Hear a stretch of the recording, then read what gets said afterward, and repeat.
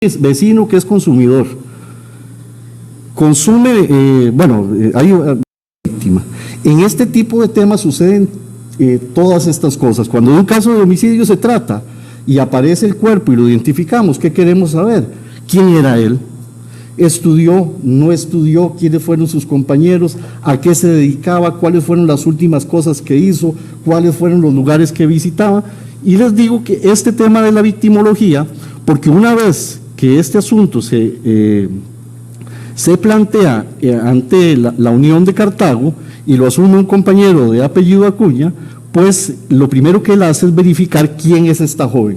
Vean que hasta este momento nosotros lo que teníamos era únicamente lo que nos había dicho la mamá. ¿Qué nos había dicho? No está, le gustan las drogas y yo estoy muy preocupada. Hay una persona que es adicta, no sé si ustedes han tenido la oportunidad de ir a Lindavista de la Unión de Tres Ríos.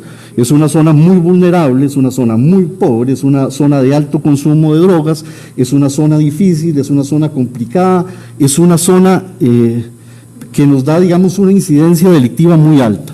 Por eso, digamos, ese detalle del consumidor no era tan llamativo. ¿Qué es lo que logra determinar el compañero? Primero, patrimonialmente, que es el estudio que hacemos a ver si se trataba de un secuestro. No registra bienes muebles, ni pagos de marchamos. Un dato llamativo, una joven que no tiene dinero. En el aspecto sentimental, en nuestra base de datos, la localizamos vinculada con un sujeto de apellido Romero, conocido como Cachetón, que tenía un caso abierto en el 2018, que era el 18-843-071. Este sujeto era sicario de una banda de pollo, y en aquella oportunidad habíamos hecho allanamientos para tratar de lograr su detención. Logramos detener a un hermano suyo, a Romero, no se le logró detener. Eso implicó la realización de actividades investigativas y permitió verificar que esta joven estaba relacionada con Cachetón y que tenía también trabajo o ejercía actividades laborales en un hotel ubicado en el centro de San José, toda vez que durante el proceso de seguimiento eso se verificó. ¿Qué más logramos determinar? Que esta joven aparecía como asalariada de un hotel que ubicado en el centro de San José, que es el Hotel del Rey, que tenía 9 meses aproximadamente, 9 cotizaciones. Logramos además establecer que esta joven había tenido una situación de conflicto en el que habían participado 2 varones y 2 mujeres en un motel ubicado en Paso Ancho, y que había concluido con una balacera y con la apertura de una investigación en la que la joven Luani Valeria era víctima del delito.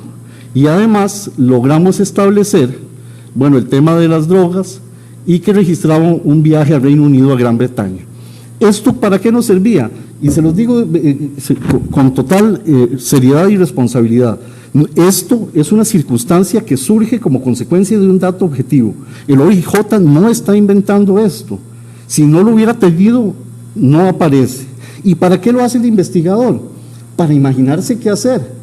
Por esa razón, cuando nosotros recibimos el segundo reporte de la mamá de ella, lo que ella nos dice no es descabellado. Vean lo que sucede. Y quiero comentarles además otro dato que luego de la victimología hacemos, que también es de rigor. Tal vez es que ese mismo día nosotros hablamos con la Fiscalía, con el licenciado, con el coordinador de la Fiscalía, se le explica el caso, se le dice qué se ha hecho, nos pregunta que si está cumpliendo el protocolo, se le responde asertivamente y nos dice que lo mantengamos al tanto. Simplemente recuerden, todavía no había delito, estábamos tratando de ubicar a una persona que no era vida, y una persona cuya madre simplemente nos había dicho no está. No nos había hablado de agresiones, no nos había hablado de enemigos, no nos había hablado de problemas de ninguna naturaleza, no nos había hablado de secuestros. ¿Qué es lo siguiente que hace el OIJ? Que esto es un dato que yo lo reafirmo. Miren, aquí se ha dicho que el OIJ tenía cerrado, que no trabaja los sábados. Eso realmente lo que da esgrima es una barbaridad, es un invento, es una manifestación evidentemente sin ningún basamento, porque vean ustedes que el sábado 13 de junio a las 8:42 de la mañana nosotros en la Unión de Cartago recibimos un reporte de 911. Veamos ese reporte y veamos quién hizo el reporte además. El reporte lo hace la mamá de la víctima, la señora que el jueves se había presentado a decirnos que la hija no estaba, ahora sí nos quiere dar un dato. Simplemente, primera ocasión, no está. Segunda, ahora sí sé dónde está. Y vea lo que nos cuenta. O le cuenta el 911 para que sea, digamos, esto más transparente. El OIJ no lo tamiza, lo está poniendo ahí. Lo que nos dice esencialmente es que recibió datos por medio de un mensaje privado. Nos brinda la dirección donde está su hija. O sea, ella nos dice, ahí está. Nos señala que es un asentamiento en precario cerca de un hotel denominado La Fuente. Nos indica que no sabe si está voluntaria o involuntariamente en el lugar. Nos señala adicionalmente que no sabe si hay armas de fuego, que no sabe si hay heridos, y nos indica que el barrio es muy peligroso. Si ustedes ven la victimología, lo que esta señora nos dice aquí no resulta descabellado. Ella vivía en una circunstancia difícil, en una circunstancia de vulnerabilidad muy alta, y entonces cuando nos dice que está en un barrio peligroso, que no sabe si está voluntaria o involuntariamente en el lugar, y nos manifiesta que el dato es fehaciente, claro y determinado, eso no resultaba una tontería. ¿Qué hace el OIJ de inmediato? A las 9:03, vean, 20 minutos luego de que el 911 nos reporta, nosotros nos trasladamos al sitio. Y ven ahí donde están los datos, a la mano derecha, ese es el libro de novedades de OIJ. Todas las acciones que nosotros hacemos quedan anotadas en un libro. Ustedes pueden ver en las columnas la fecha y hora de registro, y luego pueden ver la fecha de la actuación. Eso significa que todo lo que nosotros hacemos es muy trazable. El OIJ no es una policía que inventa ni que miente. El OIJ no es una policía que sale a tontas y a locas a buscar personas. El OIJ no es una policía vagabunda. El OIJ es una policía técnica y profesional. Por eso, este tipo de temas a mí me enervan mucho por una sola razón. Porque están atacando y afectando la imagen de una policía judicial que tiene 46 años de trabajar, que forma parte del sistema democrático y que lleva esperanza a las personas. Cuando se ataca al OIJ en circunstancias en las que no es válido, pues está atacando también parte de lo que es el Estado. Nosotros estamos abiertos a críticas, a sugerencias, consejos. Estamos dispuestos, la gente puede enojarse con nosotros y nos gusta que lo hagan porque nos permite crecer y mejorar, pero cuando esto se convierte en un show, realmente es doloroso porque ni siquiera hay posibilidad de defensa. Y si ustedes no le creen al OIJ, vean en la línea izquierda, no fuimos solos, fuimos con Fuerza Pública. Fuerza Pública estuvo con nosotros en el lugar. Sí realizamos acciones operativas el sábado, el OIJ no estaba cerrado, Fuerza Pública nos colaboró y estuvimos desde las 9 de la mañana hasta las 12 del día rastreando, haciendo una encuesta, entrevistando, mostrando fotografías en Curridabat. Sigamos. ¿Qué pasa luego? La diligencia termina aproximadamente a la 1 de la tarde, los compañeros que están haciendo la investigación retornan a la oficina y llaman a doña Patricia. Doña Patricia es la señora que nos da el dato, es la mamá de la víctima, y le dice, mire doña Patricia, fuimos a donde usted nos dijo y no encontramos nada. Doña Patricia se le pregunta además que cuáles fueron las fuentes de información que aportaron el caso. Nos dice que fue un perfil falso de la red social, a pesar de que antes había dicho que era por un mensaje, pero imaginemos eso. Y además nos dice que hay una amiga de su hija que fue la última persona que tuvo contacto con ella, pero que esa persona nos puede dar datos. Importantísimas dos cosas aquí. Nuevamente no menciona a ningún consumidor como sospechoso, no nos dice que ella tiene sospechas de alguien y simplemente nos señala que hay una amiga que puede dar datos. No nos aporta el nombre, y el tema ese relacionado, que yo creo que se ha vuelto más de sensibilidad que otra cosa relacionado con quién tenía que ir a recogerla o no, a la testigo, pues al final de cuentas se hace el mismo sábado. Vean ustedes que a las 5:36 de la tarde del sábado, Entre Ríos empezamos a entrevistar a la hormiga.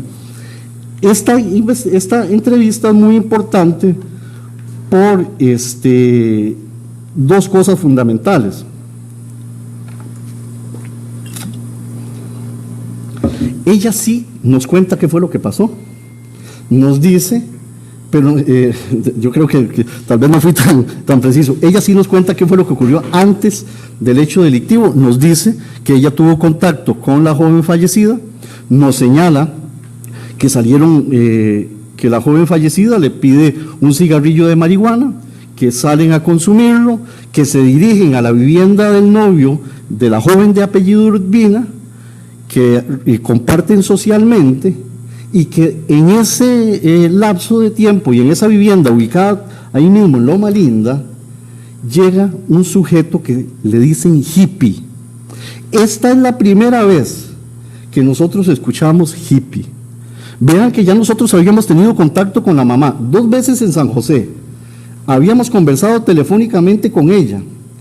Ella llegó a la Unión de Tres Ríos y nunca nos dijo nada de hippie. ¿Cuántas horas habían pasado el sábado 13 de junio desde la última vez que esta joven desapareció? Yo les había dicho antes 2 hitos temporales, uno de 40 y otro de 48 horas. Ya aquí estábamos llegando casi a las 100 horas. Y hasta ahora alguien nos dijo que hippie existía. El organismo de investigación judicial no puede inventar cosas. Nosotros necesitamos que las personas nos las cuenten. Si yo tengo un conflicto y se me metieron a robar y yo no le quiero decir al OIJ que por dónde, pues es muy difícil que nosotros lo establezcamos. Si alguien me amenaza y yo no quiero dar la identidad del amenazante, ¿cómo vamos a hacer nosotros para obtenerla? Si estamos hablando de un tema de desaparición, porque nuevamente les recuerdo, aquí nadie había estado hablando de asesinatos, pero si alguien me dice desapareció y nos dice que estuvo con hippie y que era consumidor, pues lo lógico y natural era que nos lo hubiera dicho desde el principio. Más aún cuando luego, en otra declaración, esta señora sí nos dice que ella conocía la genealogía de hippie, pero marginemos eso porque no quiero entrar en ese tema. Pero importante que hasta ese momento se sabe quién es hippie. Y en este momento, ¿cómo aparece hippie en el escenario? Que luego llega a ser el imputado actual de apellido Mejía, como un testigo, como una persona que nos puede orientar. Nadie lo había observado con la joven en las acciones de retiro. Nadie lo vio golpearla, nadie lo vio agredirla. No teníamos reportes en el barrio de ninguna manifestación como armas de fuego, violencia, gritos, nada. Cuando ellos nos mencionan que hippie se fue con ella, pues simplemente surge y había que ubicarlo. Pero además ella nos dice que estaba en una actividad social, que eran amigos, y que se retiraron del lugar como consecuencia de una transacción comercial, el intercambio de dinero por un servicio, y que la actividad era pacífica, tanto así que hippie se retira con la joven y minutos luego ella llama por teléfono a la persona que luego encontramos fallecida y hippie se devuelve a entregarle 5,000 colones para que sigan comprando licor y les manifiesta que él se va a quedar con Valeria. No había transcurrido nada, ella no detecta ningún problema, no lo ve arañado, no lo ve ensangrentado, nada.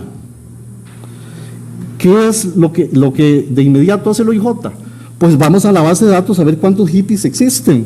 Y esta es la primera vez que nosotros sabemos que hippie existe, que es precisamente cuando se hace la consulta y nosotros logramos hacer la identificación y se logra establecer que es ese joven de apellido Mejía Chavarría y que ese joven había departido con ellos en la fiesta. Cosas de importancia que nos permite establecer eso, que ahí empezamos a hacer estudios. Primero, que vivía en Heredia. Segundo, la joven nos dice que ya no vivía en el barrio, y ella nos dice además que se había trasladado para Heredia. Y adicionalmente nos permitió a nosotros establecer que efectivamente en la fiesta había otro sujeto. Tal vez si nos devolvemos, María. ¿Qué continuamos nosotros haciendo? Vean, en este momento, para este momento el OIJ ya había realizado aproximadamente 15 o 17 acciones. de naturaleza investigativa dirigidas a la ubicación de esta persona. Nosotros nunca asumimos un caso pensando que la persona está muerta. Eso puede ser una hipótesis si la familia nos lo indica. Y además, debemos recordar que la policía judicial no puede ingresar a ninguna vivienda si no tiene datos objetivos que le permitan hacer un reporte al fiscal o a la fiscal para que los traslade al órgano jurisdiccional a efecto de que nos autorice. Y nosotros, en el momento que sabemos que aparece Hippie, que Hippie existía, pues necesitábamos buscar ese dato. Ese dato nosotros lo conseguimos, pensábamos, el lunes 15 de junio. Yo quiero además comentarles que para ese mismo tiempo nosotros estábamos en La Unión atendiendo otra desaparición de un menor que ingresó el sábado a las 12:51, y que si en algún momento hubo actividad policial en La Unión de Cartago fue precisamente ese fin de semana, porque el lunes nosotros hicimos 30 allanamientos simultáneos dirigidos por la delegación de La Unión, que permitieron la detención de 27 personas y que aparejaron la presencia de prácticamente toda la delegación en el sitio. El OIJ estaba trabajando. Seguimos nosotros con la investigación y el lunes 15 de junio, nosotros, gracias a la publicación que se había hecho en redes y a las publicaciones en medios de prensa y al contacto de un compañero del organismo de investigación judicial de Heredia, encontramos el primer dato objetivo que nos decía que había ocurrido un hecho delictivo. ¿Cuál era? La ubicación del teléfono de la joven en manos de un tercero.